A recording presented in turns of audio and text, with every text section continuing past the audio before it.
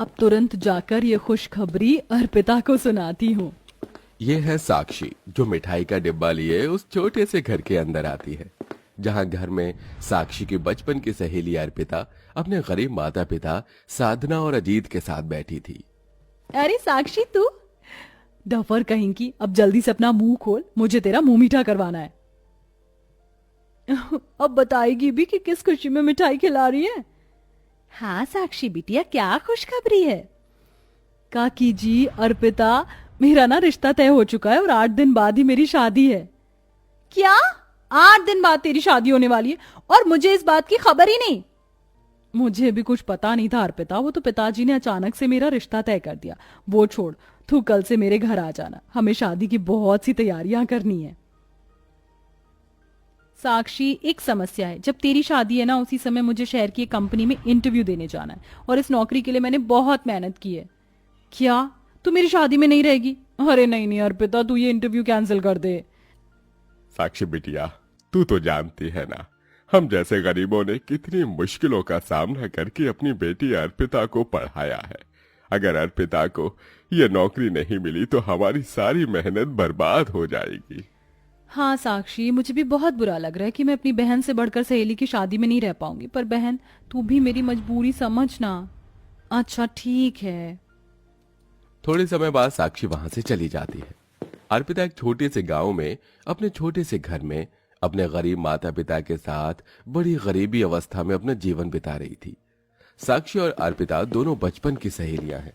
हाल ही में अर्पिता ने अपनी पढ़ाई पूरी की थी। इधर साक्षी उसी गांव में अपने घर में आती है, जहां घर में साक्षी के माता पिता हरीश और मेनका थे। हरीश उसी गांव की एक कंपनी में नौकरी करता है। साक्षी, अच्छा हुआ तू आ गई। चल, हमें तेरे लिए शादी का जोड़ा लेने जाना है। माँ, कल अर्पिता आएगी तो हम उसी के साथ कपड़े खरीदने चले जाएंगे। साक्षी अर्पिता के बिना कोई काम नहीं करती थी। बहरहाल 8 दिन यूं ही गुजर जाते हैं और साक्षी की शादी शहर में रहने वाले हरीश के दोस्त मनदीप के बेटे महेश के साथ हो जाती है। शादी के बाद साक्षी शहर में अपने ससुराल चली आती है। साक्षी के ससुराल में उसका पति महेश, सास ससुर मनदीप, अनुजा और देवर नंद रोहन और कविता थे।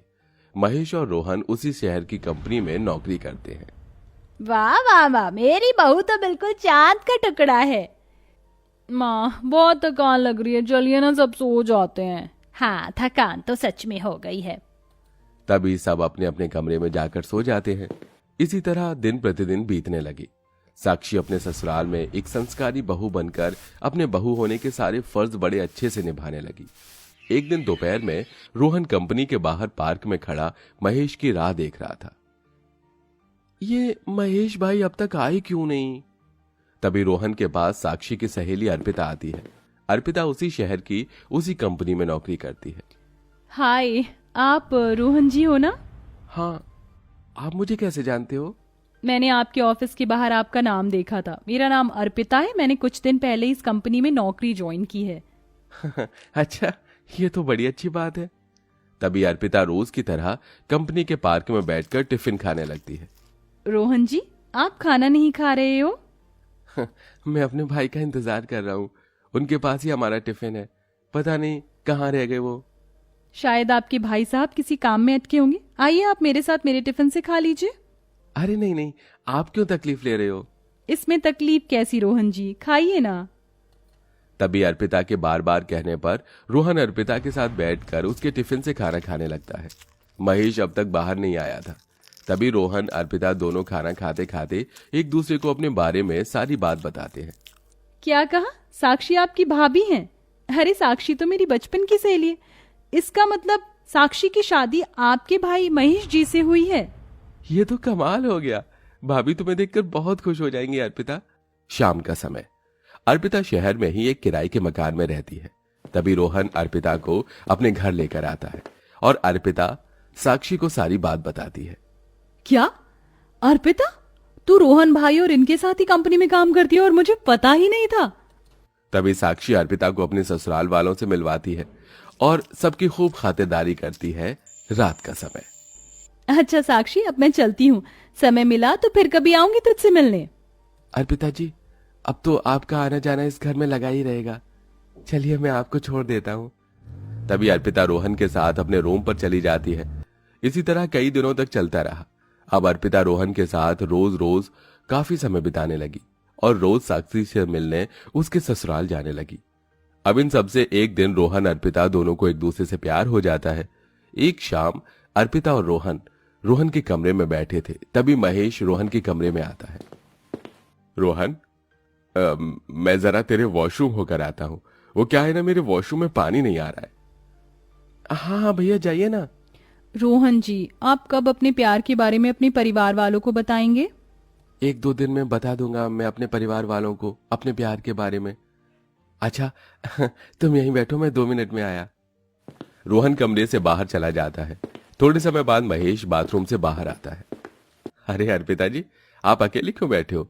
चलिए हम बाहर सबके साथ बैठते हैं। तभी अर्पिता महेश बातें करते करते एक साथ रोहन के कमरे से बाहर निकलते हैं। तभी साक्षी उन्हें देख लेती है। महेश जी, अर्पिता के साथ रोहन भाई के कमरे में क्या कर रहे थे? रोहन भाई तो यहाँ है, फिर अर्पिता और महेश जी दोनों कमरे में अकेले क्या कर रहे थे?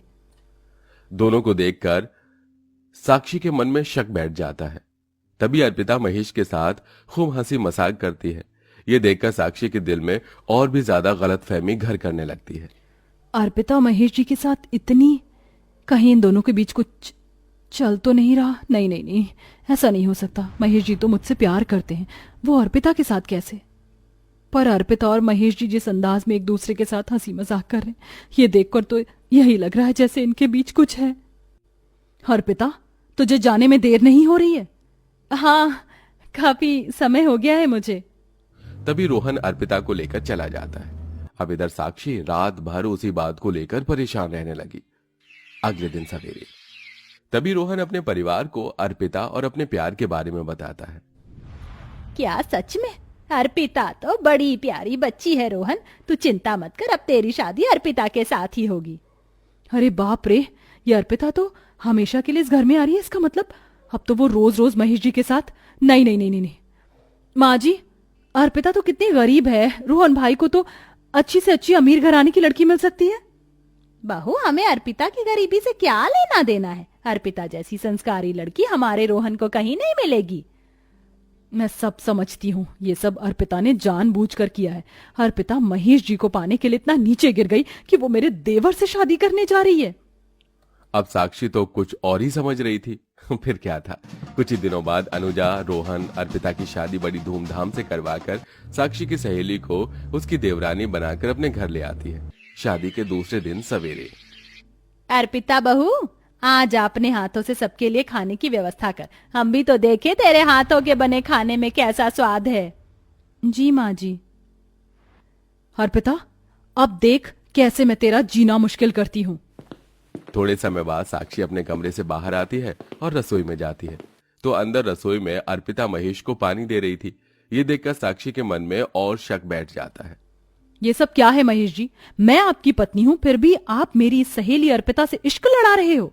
ये सुनकर अर्पिता और महेश के होश उड़ जाते हैं। अरे तुम्हारा दिमाग तो ठिकाने पर है ना साक्षी, सोच समझ के बात करो। साक्षी, ये कैसी पागलों जैसी बातें कर रही हो तुम? मेरे सामने ये नाटक मत कर, समझी? तू क्या समझती है कि मैं तेरी चाल समझती नहीं हूँ? मेरे पति पर डोरे डाल रही है तू? तुझे शर्म नहीं आती? मेरे ही घर में मेरे पति के साथ तू इश्क लड़ा रही है। मेरे पति से तेरी शादी नहीं हो पाई तो तूने मेरे देवर से शादी का नाटक करके इस घर में प्रवेश किया ताकि तू मेरे पति के साथ इश्क लड़ा सके। पर मैं तेरी ये चाल कभी कामयाब नहीं होने दूंगी। चल निकल यहाँ से। तभी साक्षी अर्पिता को धक्के मारकर घर से बाहर निकालने लगती है। साक्षी बहू, ये क्या कर रही है? साक्षी, छोड़ो अर्पिता को। साक्षी, छोड़ो मुझे। तभी रोहन वहां आता है तो साक्षी रोहन को सारी बात बताती है। भाभी, महेश भाई और अर्पिता के बीच कुछ नहीं है। अर्पिता और मैं एक दूसरे से प्यार करते हैं और हम दोनों ने अपनी मर्जी से शादी की है। क्या?